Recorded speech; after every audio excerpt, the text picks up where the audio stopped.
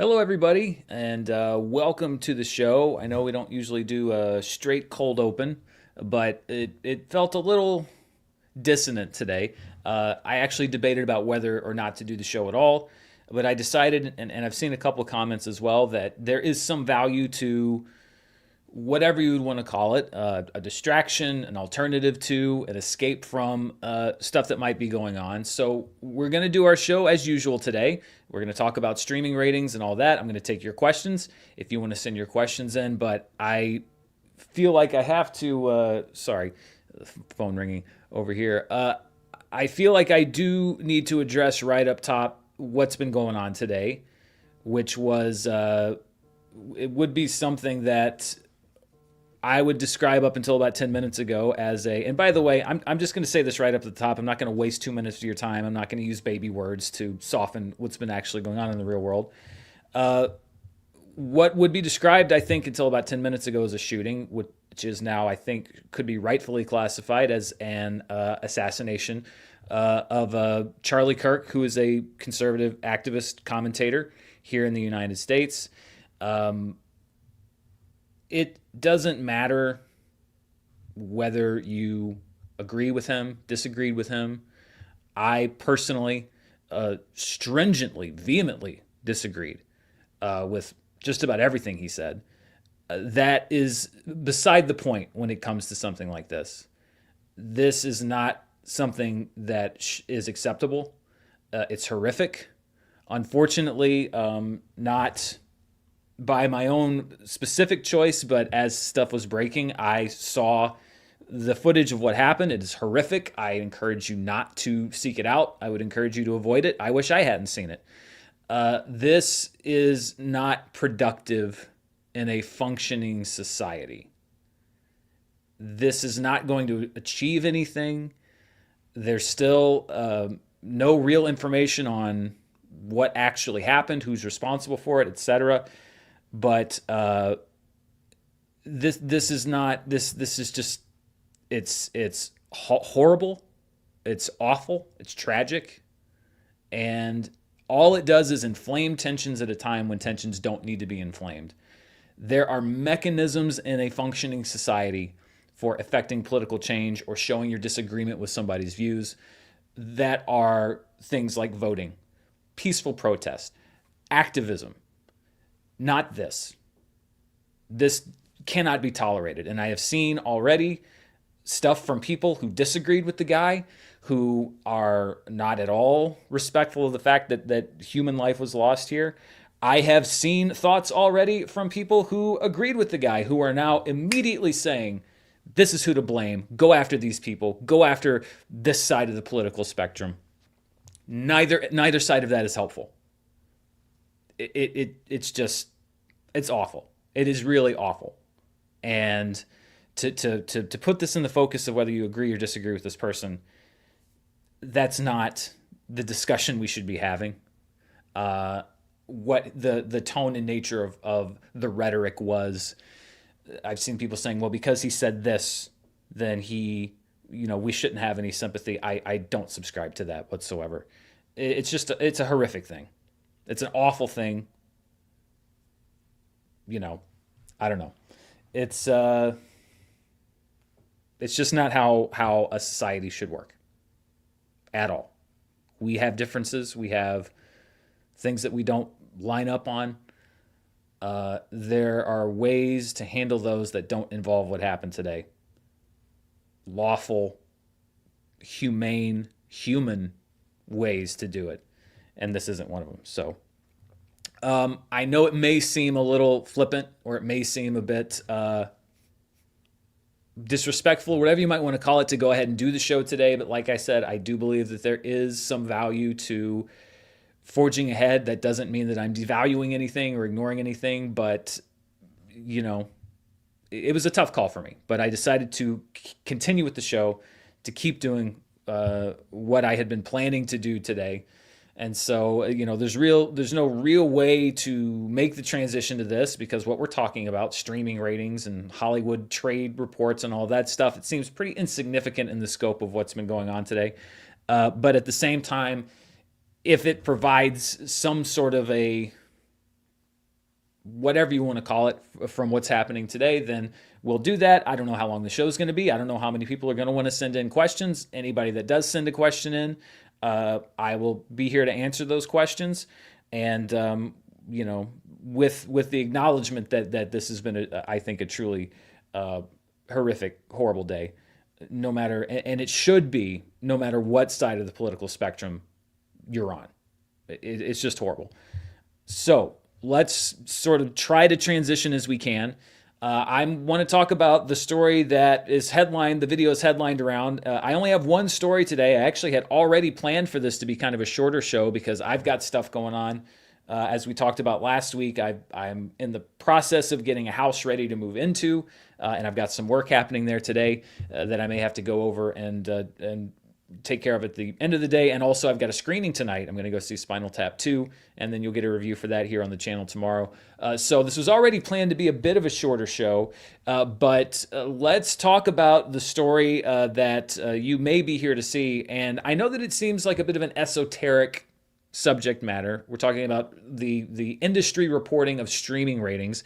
But I think it's important for a couple of reasons. Number one, because it goes to show a bit of how the media operates or can operate, especially when they are reporting things in a venue, in an avenue of the business where the subtleties really have to be present in order to get the point across. But also, I think it's important to talk about because streaming is such a dominant force in the entertainment industry right now. So as you may or may not know, if you watch Charts with Dan every week, then I'm sure you do know, because this is how I end the show every week. There are two major streaming reporting agencies, particularly here in the US, but really, globally. One of them is Netflix itself, which reports weekly numbers every week of the 10 movies and shows in English and non-English that had the most views, meaning you take the hours watched and divide it by the runtime of the show, which was something I actually was doing before Netflix adopted that metric. I'm glad they did because it made my job a lot easier. And then the Nielsen ratings, which are a view of US viewership for all of the different streaming services that Nielsen conducts. And they release that weekly with the kind of a post dated by about a month. And this is something I've been noticing a few different times with a few different movies and shows. And it really kind of started to bother me because I felt like the reporting was not representative of what the data was saying. And if you know me, and you watch this channel, one of the things that really sticks in my craw is when I think that reporting about data is not reflective of what the actual data says. And this was really the story that sort of inspired me to devote today's show to it. It was a story about the second season of Wednesday on Netflix. It was released in two batches. It was one batch of 4 episodes about a month ago, a second batch of 4 episodes that came out last week, and then the ratings for that second batch of episodes were released yesterday by Netflix. And this was the headline on Variety. It said, Wednesday Season 2 Part 2 opens to 28 million views on Netflix, down 43% from Part 1. And at first glance, technically, that is true in a way. So this is when you look at Wednesday Season 2, global total views on Netflix. So this is the reported data from Netflix. On the premiere week of Part 1, Wednesday Season 2 did bring in 49.99 million views. On the premiere week of Part 2, Wednesday did bring in 28.16 million views. So when you just look at the views, yes, that is a 43% drop. It looks pretty steep. But what the reporting really doesn't account for, and I read the entire story, and there's really no clarification on this point, is that you're basically taking that measurement from two different places. Because when Netflix reports ratings for Wednesday Season 2, they don't divide the season between Part 1 and Part 2. So when Part 1 premiered, if we look at those global views, when Part 1 premiered, they basically were taking all of the watch time that it had that week and divided it by the roughly 4-hour runtime of Wednesday Season 2 at that time. When Part 2 premiered, they took all of the hours watched and divided it by the 8-hour runtime of Wednesday Season 2. So you're really looking at a doubling of length And when you don't acknowledge that in the reporting, it does make it appear that there was a drastic reduction, like, oh my gosh, almost half as many people watched part two as watched part one, but they don't divide the two parts when they're reporting ratings. So when you look at it by hours watched on Netflix, the premiere week of part one had 201,600,000 hours watched. The premiere week of part two had 219,200,000 hours watched. So the second season of Wednesday actually had more watch time, raw watch time, on the week of the premiere of part two than it did on part one. And that to me makes more sense, because that would mean that you had a certain number of people that watched all of the first part. And then when the second part premiered, which was roughly the same length, you had those same people returning to watch that second part, and then some spillover of people that were maybe going back and watching those first two parts of the second season. And so I think that this thing of saying that the views for part two were 43% down from part one, well, I don't just think it.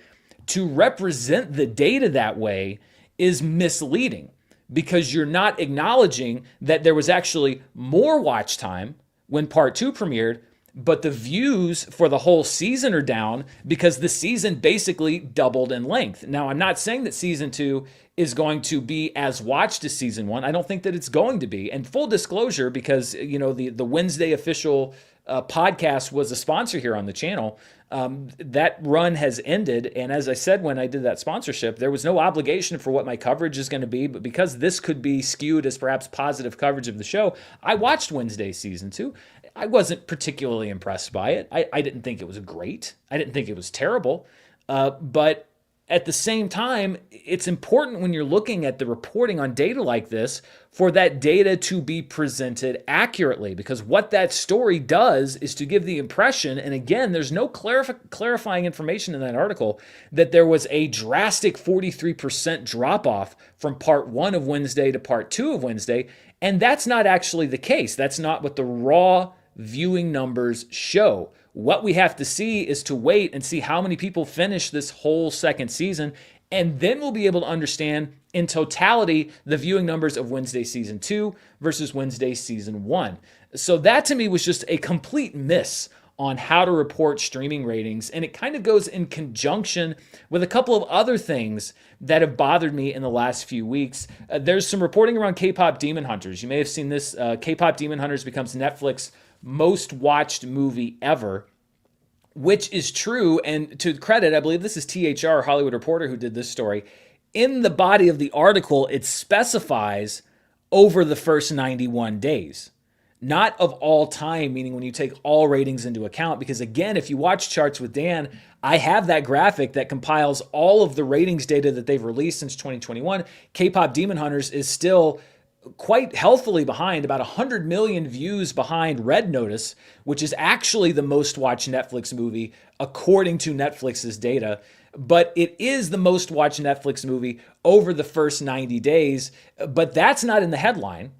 And it's sort of buried in the text of the article. So you could walk away from that article saying, oh, no movie on Netflix has ever been watched more than K-pop Demon Hunters. That's not technically true yet. I think it's going to get there eventually, but that's not technically true yet. And then there was some coverage of Happy Gilmore 2. And again, this is all about how you word an article. When Happy Gilmore 2 came out, this article on Variety said, Happy Gilmore 2 launched on the streamer on July 25th. For the week of July 21st through 27th, the film generated 46.7 million views over 3 days. That makes this the biggest U.S. opening weekend of all time for a Netflix film, as well as the best ever for one of Sandler's movies. What's missing from that headline, and actually what's missing from that article altogether, is that 46.7 million views is not how many people watched it in the United States. That's the global viewership for Happy Gilmore 2 the week that it came out.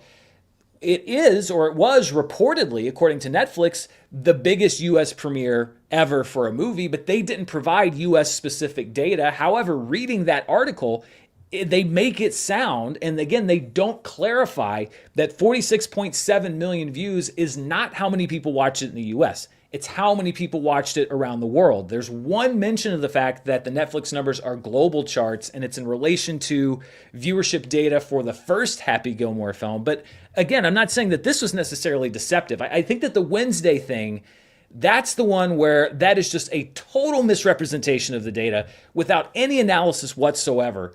And really kind of a clickbaity headline that's not really accurate to the situation. That is just not clarifying data that's available. You could have said easily in the text of the article, Adam Sandler's Happy Gilmore 2 opens 46.7 million views globally, and it is also the most watched US debut for a movie ever. But they don't do that. It really combines two different things from Netflix's press release without clarifying the data. And that to me is the problem. And I don't know if it's because these takes on these stories are more clicky, that you're going to get more attention to those stories if you frame them without that clarifying information, or if it's just because these outlets, especially the trade outlets, aren't really used to covering streaming ratings and they don't really know how to properly convey the nuances of those numbers in an article. But the overall point, and I think that I've made this point on the channel before, is that in this spare bedroom in Arkansas, should not be providing more complete and more in context coverage of streaming ratings than the big Hollywood trades are doing. They are the ones that have seasoned reporters and newsrooms and budgets and access to data and information that I don't have. We were talking about on Charts with Dan earlier this week about Variety reporting that Superman was going to turn $125 million in theatrical profit. They have access to sources for that information that I don't have. And I've actually been trying to reach somebody there to get clarification. And I'm having trouble because it's difficult to even get in touch with the people that wrote that article, or perhaps somebody even at Variety to just get clarification on that.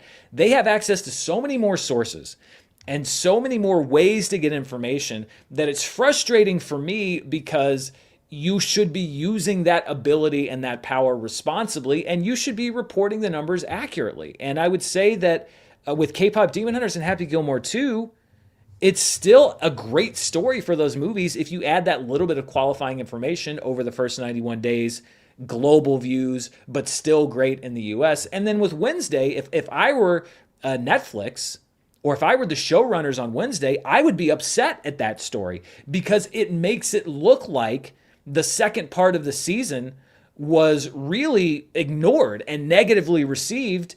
And that's not yet the case. We don't really know how Wednesday season 2 in total is going to be. So anyway, that's just sort of something that I wanted to talk about, something that I wanted to address here on the show, because I think it's important to address. I think that one of the things that independent YouTubers like myself can do is to look at some of these mainstream sources, the mainstream trades, etc., and where we see an opportunity to, if you want to call it, hold them accountable, which again, it's not something I aim to do, but I think that they should be providing accurate contextual information, then it's important to get that out there, because maybe it reaches somebody who may have some effect on that and say, hey, maybe we should look at these numbers, or because it's important for people to be informed, well-informed and accurately informed.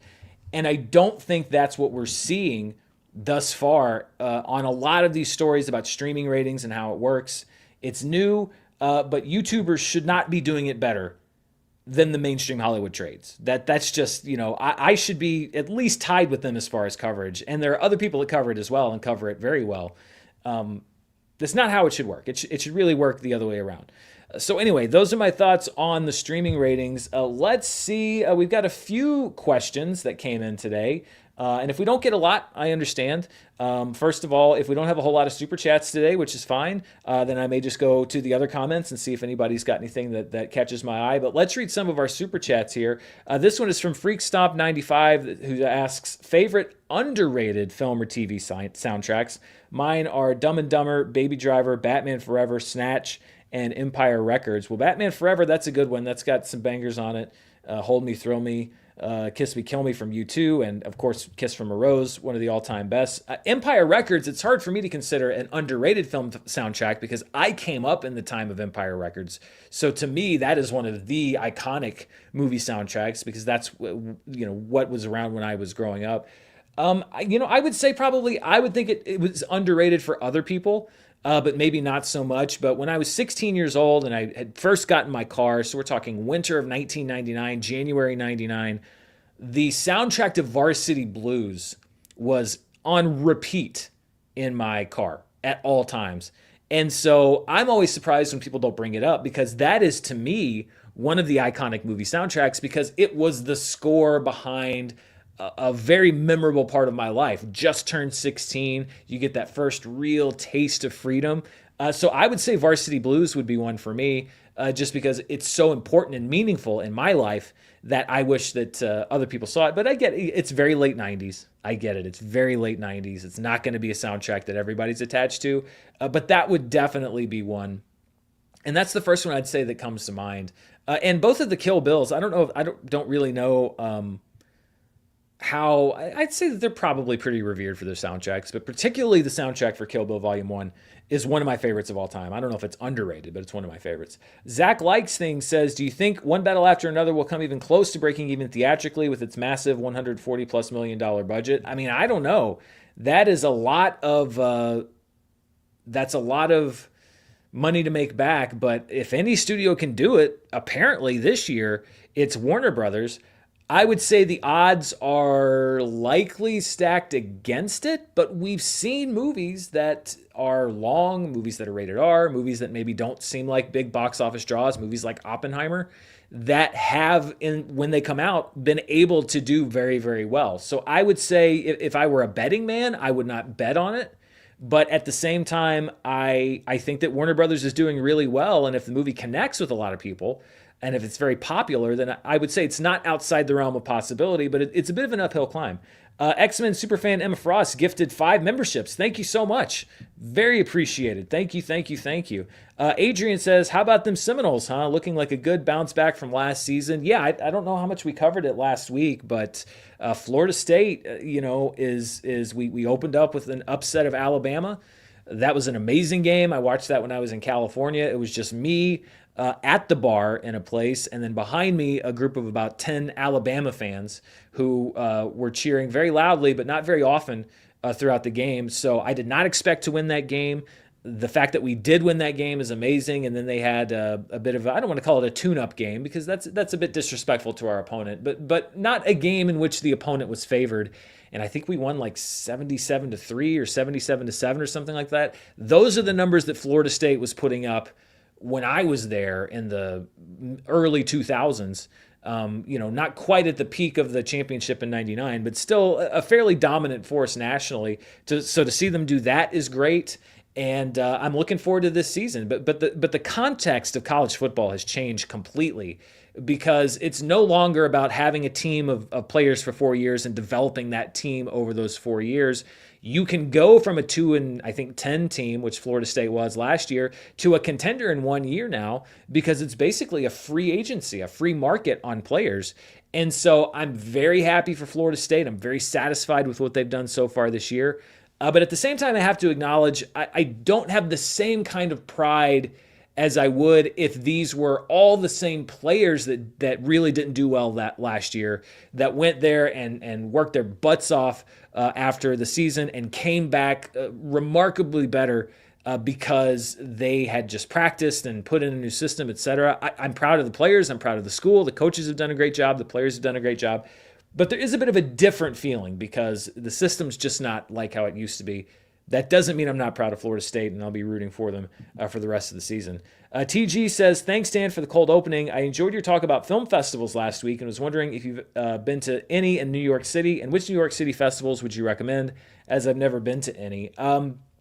Well, I was actually going to go and cover Fantastic Fest, and I think I may have mentioned this on the show last week, but due to the logistics of moving and also, quite frankly, the economics of moving and of buying a house, I had to cancel that trip. So I will not be covering Fantastic Fest this week. I've actually never covered a film festival in person, hoping to maybe do Sundance. I put in my application to cover Sundance early next year. As far as New York City, I mean, the Tribeca Film Festival, that is one that traditionally, I think it's got a reputation for sort of being I mean, there are big splashy premieres, but that one's got the indies, like the ones for the film lovers out there. So Tribeca would be one, and then I think there's one that's just the New York Film Festival. And I was looking at some of the movies that they booked, and they've booked some big contenders, big awards contenders, etc. So that would be one to look at. But if you're going old school, if you're going like, what are the film festivals that New York was known for? I would say Tribeca is sort of like the standard classical film festival, and the one where you see a lot of the indie films. But yeah, New York City is one of my favorite cities in the world. I love going there anyway. I'd love to cover a film festival there someday. Sunday Joe says, Dan, longtime fan, hope all is well. Do you see comedies coming back to theaters? Love The Naked Gun and hope that the film's success provides an influence. Well, I mean, I would love to see comedies come back to theaters. The Naked Gun did all right. I think it's going to be a profitable movie. I wish it had done better. To show studios that there is real reward to putting comedies in theaters, but it's just the brand itself is, or the genre I should say, is so associated now with streaming that I think it's a bit of an uphill climb. I hope that they come back. There's nothing like watching a great comedy in a packed theater, and when I talk to my friends in LA, they talk about every comedy they see is in a packed theater, because in LA there's a big theater going crowd. But I can tell you here where I live in Arkansas, it's rare that I see a comedy in a packed theater, and it is a different experience. So I would love to see comedy make a comeback. I hope the fact that Naked Gun at least did well is an indication to studios to start making mid-budget. I mean, Naked Gun was pretty hefty for a mid-budget comedy, but even 10, 15, $20 million comedies, make those comedies, really work at them, make them great, and I think you could bring an audience back, but it's kind of like with one battle after another. I think it's an uphill climb. Chazzer says, in pro wrestling, media are trying to reverse engineer weekly WWE Netflix numbers to get the real live number and convert to a Nielsen cable rating. That is way beyond me. I know that there is, I think every week that it's been on Netflix's chart, WWE Raw has been on the top 10 English language programs. It's remarkably consistent. I think the numbers are about 3 million-ish viewers every week.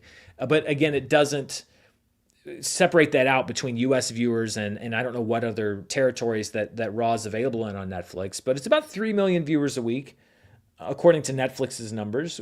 And the consistency really is what surprises me. But I had no idea that people were trying to reverse engineer it and figure out exactly how many people were watching live. Metal Hendrix sent a super sticker. Thank you so much. I appreciate that. Harvs K says, hey Dan, too many new movies opening this weekend that look worth seeing, but I'm going to have to start with a double feature of Demon Abbey. What a great combo. Demon Slayer and Downton Abbey. That's a great one. As I mentioned tonight, I'm going to see, this is Spinal Tap 2. The End Continues, I believe it is. Then Thursday night, I'm going to see Demon Slayer Infinity Castle, which I'm super excited about. So I should have my review for that up on Friday. And then this weekend, if I can, I want to check out The Long Walk, because The Long Walk looks really interesting. And Downton Abbey, I may check out if I have time, but I'm not quite sure if I will. It's not going to break my heart if I don't catch that one until it's on streaming. But those three this weekend, at least, are ones that interest me, and I'm going to review at least 2 of them here on the channel. I love the variety of movies that are available on streaming this week, in theaters this week. It's just such a great combination of different movies, and I hope that it brings out a lot of different crowds. Brian Whitlock says, thank you for being an even voice of reason on YouTube. I know you're a Next Gen fan, but which of the first 6 Star Trek films is your favorite? Well, the easy answer, but it's easy because it's kind of, I think, because it is a great movie, is Star Trek II, The Wrath of Khan. So I would say on my list of favorites, it would go Star Trek II. 4 and 6 are pretty close. I think that 4 is generally considered to be one of the best ones. 6, I think, has come on strong in the last 10 years or so. It used to be that Star Trek 6, The Undiscovered Country, wasn't really mentioned with the other great movies. I think it's right up there with 4. It's a great murder mystery. I love that. And then I mean, there's kind of a dividing line there. I like Star Trek 3. I don't dislike it as much as others do. Star Trek the Motion Picture is a well-made movie, but I just find it dull as hell. I mean, it is a deadly dull movie. And then Star Trek 5: The Final Frontier is just a mess. In some ways, it's more entertaining than Star Trek the Motion Picture. That would be a real debate for me between which one I would label my least favorite. But yeah, I would say 2, 4, and 6 together, 3 kind of closer to 4 to 2, 4, and 6, and then kind of off on their own would be Motion Picture and Star Trek 5. So I think, or do we have, oh no, we got another question here. Let's see. This is from Chris, who says, do you have a favorite movie scene of all time? Mine is either Boromir's death or the Inglourious Bastards opening. Well, before I finished reading your question, the first scene that pops up into my head was the opening of Inglourious Bastards. I remember seeing that scene for the first time and sort of existing outside my body. And I remember now to this day how transfixed I was by that scene. I mean, that is just an incredibly well-made scene, well acted, well directed, well written, well everything. It's part of the reason why Inglourious Bastards is one of my favorite Quentin Tarantino films. It's just such a well done scene. It's tough because there's moments that I like E.T. and the kids flying across the sun in E.T. the Extraterrestrial. That would be a movie moment. It's rare that there's like a whole scene where you're like, oh, I can't wait to jump into this scene. I mean, the Indianapolis scene from Jaws, another one that's just, I think, transfixing. Anytime you get a good monologue, I think that's really not like a nice hefty chunk of acting. I mean, there's a scene in Network. Most people talk about I'm mad as hell and I'm not going to take this anymore. For me, my favorite scene in the movie is the scene where Howard Beale goes to meet with the head of the corporation, who's played by Ned Beatty. And there's so many layers to what Ned Beatty is doing in that scene, where he's putting on a performance for Howard Beale because he knows he's dealing with somebody who's not completely connected with reality. So at first it seems like he's going way over the top, but then he picks just the perfect moment to break that performance, and then you understand what he's doing, and the writing still is there. And even when Ned Beatty is kind of playing this over the top character, he's giving a speech which is so still relevant to today. So when I watch Network, that is always my favorite scene to watch, is that scene between Ned Beatty and Peter Finch. And it's just such a well-done scene. And Peter Finch is so great in the scene because he doesn't have much dialogue. It's all reaction on him. And that's really well done. Network, just one of my favorite movies of all time. Julius Wyatt, member of the channel. Thank you, Julius. Your Mount Rushmore of artists, bands, or solo. I mean, I've always said I'm not a big music guy. So it's hard for me to say, oh, these are my 4 absolute favorite. Because to be quite honest, I get more into specific songs or maybe an album of an artist than to be like, this artist is my absolute favorite. This is the artist that I think is the best in the world, because I honestly don't think that I have the ability to analyze music and in some ways appreciate the technical qualities of music to be able to make that kind of a determination. So I don't want to punt on your question. I just don't really have that much of a, I'm much more of a movie guy than a music guy, even though I really, really like music. But it's less about, delving deep into individual artists and saying like, oh yeah, these are the best of all time. There are definitely artists that were great and bands that were great, but I don't know if I could put together a top 4. Puerto Rico 51 says, just saw Demon Slayer Infinity Castle and went crazy during the Akaza scenes, seeing it at Dolby Cinema and IMAX Lincoln Square. I think, I guess there may have been some early screenings. I'm jealous. I've been waiting to see it too. I have thus far been able to avoid spoilers, but I think it's going to be great to see it at those venues with a big crowd. Even here in Arkansas, the screenings tomorrow are all pretty much sold out. So that's super exciting. So I think it's going to do really well this upcoming weekend. This one is from VNKZ27. Hi, Dan. I've been your fan since 2014 Screen Junkies Movie Fights era. Hi from Toronto. Okay. I'm glad you said this. Hi from... Now, last week, somebody called me out on the carpet because I said Toronto. And they said, don't say Toronto. It sounds bougie or something like that. They say Toronto instead of Toronto. I will acknowledge, and I know this, that people that live in that city say Toronto.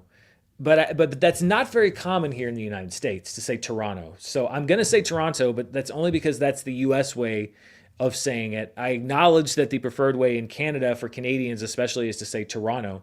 Hi from Toronto, Canada. Who are your favorite Canadian actor and director slash movie? Denis Villeneuve is my favorite. Yeah, I mean, Denis is the first director, a Canadian director that springs to mind. But as far as actor, I mean, there are all of those, that whole SCTV era crew, the Martin Shorts and the John Candys and the and I believe they're all from Canada. Rick Moranis, that whole gang that came down, Catherine O'Hara, that are so good. So I would say Denis Villeneuve is the Canadian director that jumps to mind first, and then actor-wise, it would be that whole kind of class of comedy that came to us from Canada that I think really constituted most of the ensemble cast for comedies in the 80s and going into the 90s. So that's everything I think I've gotten as far as super chats go. We're about 36 minutes in.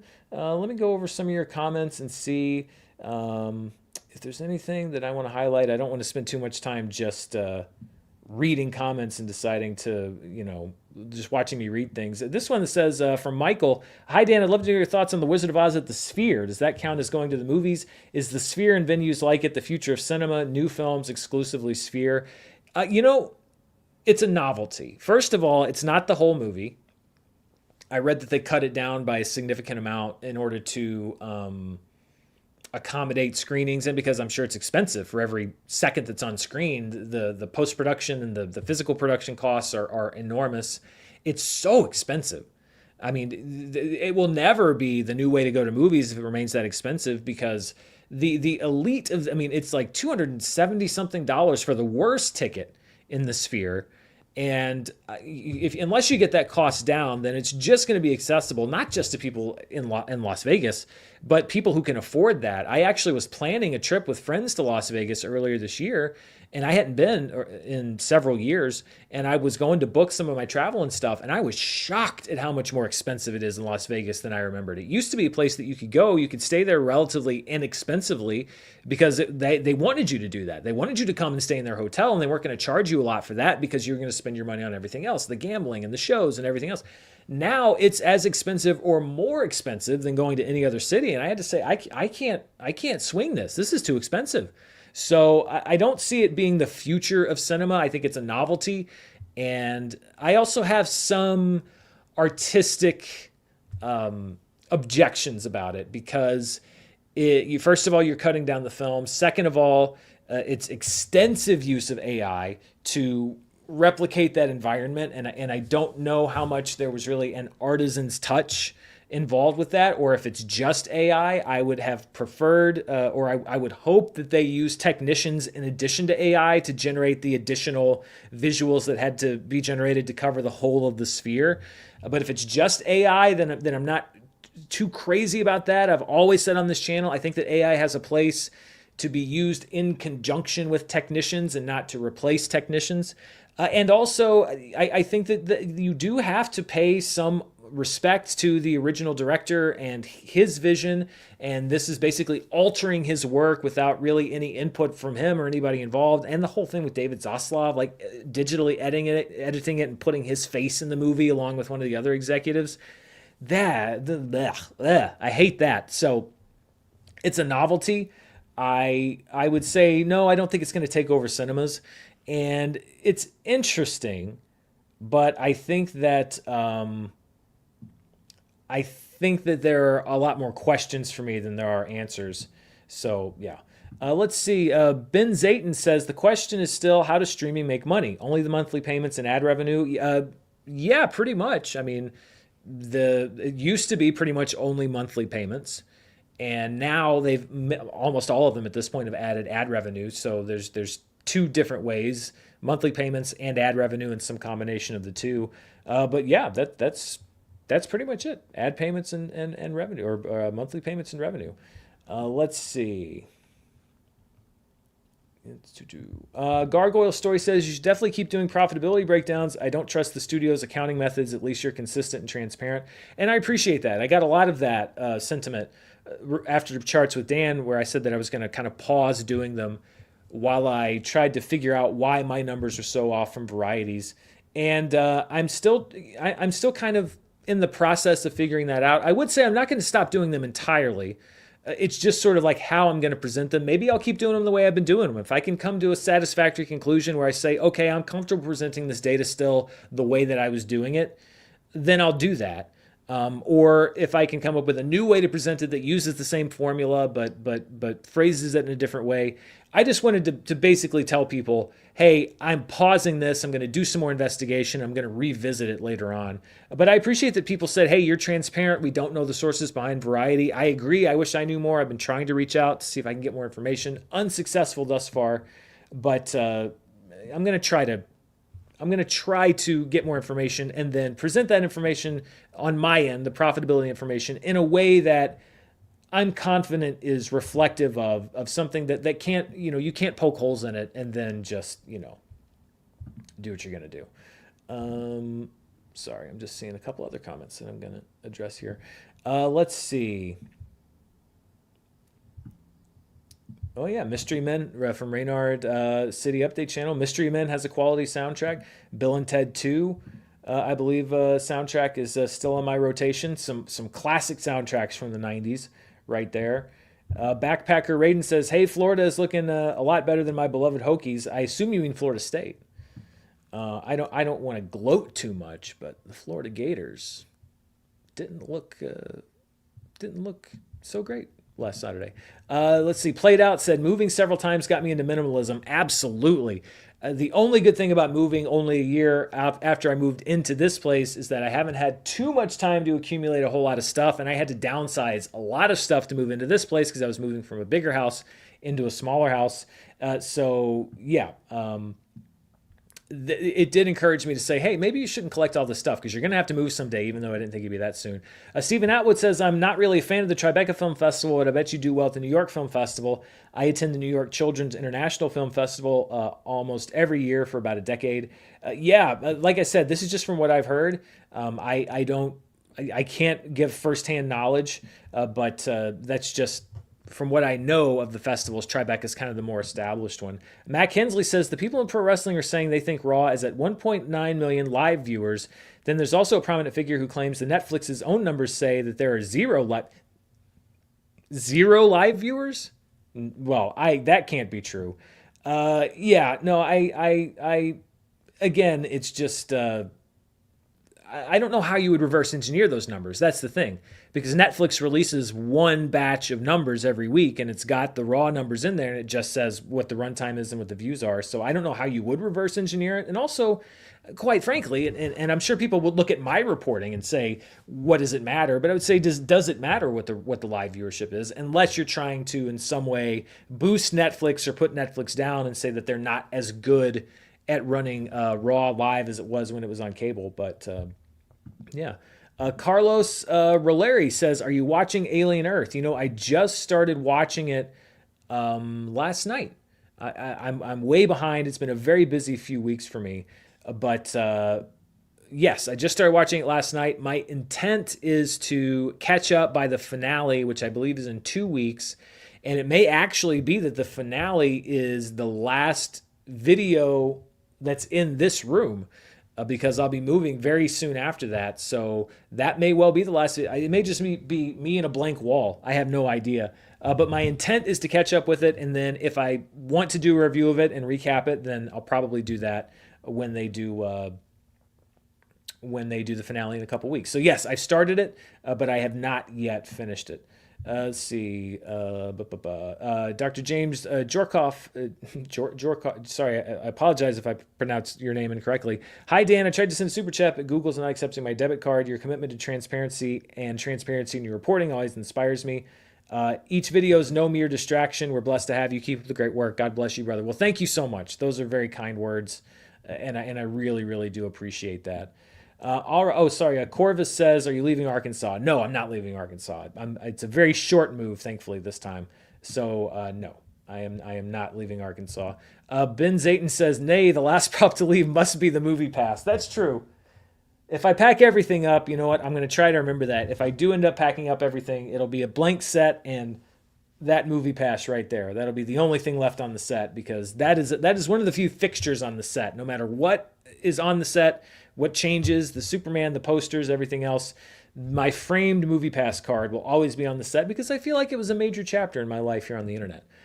All right, let me see if any more super chats came in, and then you know what? Let's wrap up for the day because I know it's kind of a weird day, and I also have some other stuff that I'm probably gonna have to run and take care of. So Emir Hades says, "Have you ever considered doing a ranked video on shark movies? Jaws, Deep Blue Sea, Shallows, etc. I love your content. Keep it up. You know, I have actually. I think I started to generate a list not that long ago of how many shark movies there are, and I got to a certain point and I realized that it would be a pretty hefty list. It would be more of a long-term project than sort of the shorter-term thing I was looking at that point. So yes, the answer is I have thought about it. I think it would be fun, but it would be a commitment as well. So I've got to see that. MA says, Dan, do you wish your mother let you see more PG-13 R-rated movies, or did she protect your brain? I'm sure my brain was warped from all the movies I got from my local video store in the 80s. Well, here's what I'll say. As now, I've talked about on the channel with my nephew talking to my best friend, who's his dad, pretty much consider him my nephews. I have a new appreciation for my mom and her decisions because there are movies that I saw at his age that now I'm like, ooh, no, I'm not so sure about that. So no, you know what? No, there were some references that maybe I didn't get, or some movies that my friends had seen at the time that I wished I'd seen. But I think having now gone back and seen most of those movies, my mom pretty much made the right call. The Fifth Son says, "Hi Dan, big fan since the Screen Junkies days. What's your favorite Kurosawa film? Thanks, love the show. I'm going to be super basic and super boring and say Seven Samurai, just because it is such a great movie. It's so good that they've made several other movies that are versions of that movie that are also great. So I know it's boring, with the caveat that there are a lot of Kurosawa films that I have not seen yet and that I need to see. That's a big hole in my movie filmography or my history." Geek Factor says, "Hey Dan, if you had a chance to sit down for a dinner with 3 filmmakers, actors, both deceased and alive, who would you pick?" Oh my. See, sitting down for dinner, there's lots of names that would come up that you wonder if they're great filmmakers or great actors, but would they be good dinner guests? Would the conversation be lively? Would the conversation be interesting? I would say, for me, Spielberg is my, he was my inspiration to really learn more about movies. I know he's still alive, but I think the odds of me actually having dinner with him in real life are very small. So I would put Spielberg on the list. But I think beyond that, I would want to go with sort of classic actors and classic actresses and directors, because they could really give me an insight into an era that I could never have otherwise. So it's hard for me to not say Alfred Hitchcock, because I know he wasn't known for being one of the most, jovial people in the world, but he had a very dry sense of humor. And I think that Spielberg and Hitchcock would actually get along pretty well, because Spielberg kind of built on a lot of what Hitchcock did with suspense and Jaws, and they could maybe talk about their filmmaking styles. And I know there was a little bit of overlap because Hitchcock was working on the Universal lot when Spielberg was there, and I think he watched him shoot some stuff. So I would love to see them actually get to engage with each other in conversation. And then I think that you'd want to throw an actor in there. Somebody who, honestly, I would love to hear. We have Spielberg, we've got Hitchcock.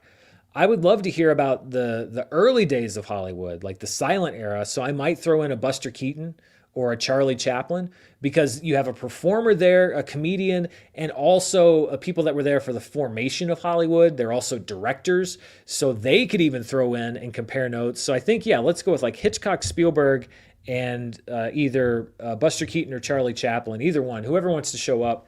Maybe they'll both show up and we'll have a 4-person. But I think that's what I'd like to do. Take 3 distinct eras of filmmaking, take some of the best directors of those 3 and put them together and just hear their stories and comparing notes. I think that'd be a lot of fun. Christopher Brickner says, it started with The Phantom Menace in 2024 and really picked up steam with the episode 3 re-release. What do you think? Why do you think re-releases of old films are thriving? Well, I think that part of it is that the fans of let's say Revenge of the Sith, which came out earlier this year, the re-release of Revenge of the Sith, they are now getting older. So we're hitting that first wave of nostalgia for certain films from the early 2000s into the mid 2000s. We're getting Toy Story from the mid 90s that's hitting theaters. There's a certain number of fans at this point that have never seen those movies in theaters again. And so that's appealing. I remember seeing Revenge of the Sith in theaters, but somebody who was born in the year 2000 or even after that probably doesn't and may have never seen it on the big screen. So I think it's a new wave of nostalgia for films, for people that have only ever seen it at home. I think that it's also, first of all, I think that the re-releases are popping up further on the charts because the other movies are showing lack of relative strength. So you have Jaws coming in second place with $10 million. That's not a huge number, but it was more appealing than a lot of the other options were to audiences. And I think that there is an excitement, theater going, cinema attendance is losing a mainstream appeal, but I think it's gaining a really diehard mass like group of people, like a not mass, but a core group of people who are really devoted to it. And AMC and A-List and Letterboxd, I think, have helped to create communities around that. And so I think we're also seeing the formation of a core of people who are like really all about supporting the theatrical experience and want to do that. So yeah, I think it's a combination of movies that have never been out for an audience that they can see for the first time on big screen, and people that just want to support the theatrical experience and want to have that experience for themselves. D Fromage sent in a $2 super chat. Thank you so much. And then a question from Christopher Brigner. What are your thoughts on Jaws 2? I say it's decent. Yeah, I would say it's decent. Yeah, it's decent. We had that movie fight with Kevin Smith where it was, what movie would I wipe out from existence? And when I said Jaws 2, people were very upset, including him. This is back, 10 years at Comic-Con. And my intent there wasn't to say that Jaws 2 is a terrible movie. My intent was to say I don't like what it inspired, the idea of the sort of lesser sequel. But of the Jaws sequels, I think Jaws 2 is easily the best. And then Christopher Brickner says, your live show is actually on time again. Well, yeah, I mean, sorry. It's been a crazy few weeks. What can I say? I was traveling last week or the week before, and last week it's with the house and everything else. It's been nuts. So you think I'm going to warn you right now. 2 weeks from now, 2 weeks from today, we probably won't have a live show because that's going to be moving day for me. So I'll probably have to push that live show later in the week or earlier in the week, or maybe not do one that week at all. I understand that everybody wants consistency. I want consistency, but there are some things that you just can't really plan around. So it is live on time again, and I hope to be mostly on time, but I try to be communicative when I'm canceling it. Emir Hades says, because I need more ranked videos, I'm also going to hope for Harry Potter. That could be one. The size is so small on Harry Potter, though, and I feel like it would be very predictable because all the Fantastic Beasts movies would be on the bottom end, and then you have the Harry Potter movies, and they're all good. For me, what's great with a ranking video is when you have a degree of goodness and badness. That's why Godzilla was fun for me, because there are some, I think, absolutely terrible Godzilla movies and some great ones. Alien, the same thing. There are some classic Alien films, and there are some movies that just are not very good. It's a little bit more difficult for me if you're talking about a franchise like Harry Potter, especially if I'm just going Harry Potter proper, where the ranking is one degree of good to better. And some people might be interested in seeing that, but for me, I like having that whole spectrum to cover. So it would be on the list, but I think I would want to do something where you cover more ground as far as quality goes.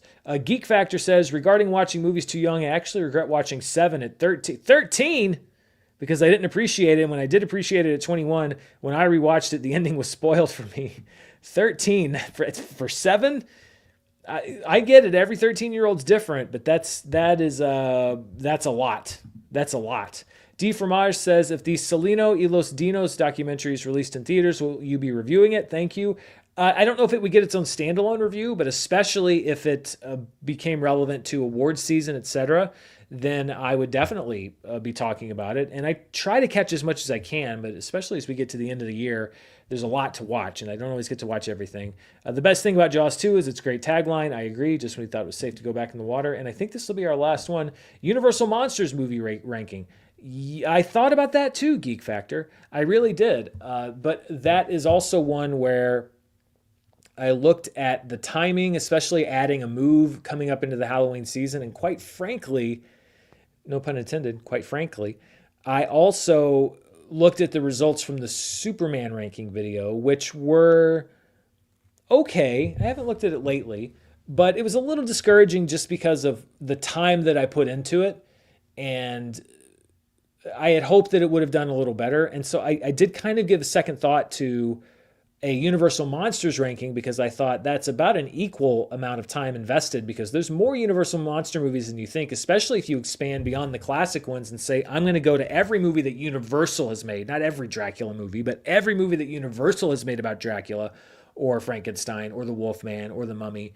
That is a pretty big time investment. And I did get a little discouraged, if I'm being 100%, by Superman and worried that nobody would watch that movie, that video, and then that would sort of not really justify the time I spent on it. So I think I may do it eventually, but not, I don't think this year. I'd probably do it right around Halloween, but not this year.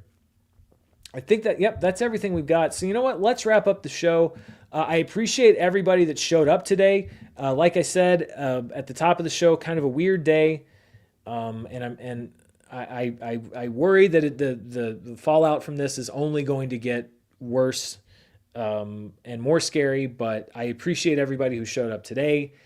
I say this sometimes, but even more than usual, be kind to each other, be nice to each other. The temperature really needs to come down right now. Again, I understand there are significant differences in opinion and differences in philosophy and differences in so many different areas between people right now. But the temperature has to come down a little bit. Some people would disagree with that sentiment. I believe in it wholeheartedly. So everyone be nice to each other, be kind to each other. We will get through this. We will. I don't know what's going to be between here and there, but everybody's, especially if we can try to take this temperature down, we're going to get through this. They are scary times, but I appreciate that you watched the show. Be sure to stay tuned right here. I'm going to have reviews and everything else coming up later this week, and then going forward, a whole lot more for you. Thank you to everybody who sent in a super chat, everybody who asked a question, and we'll see you here next time.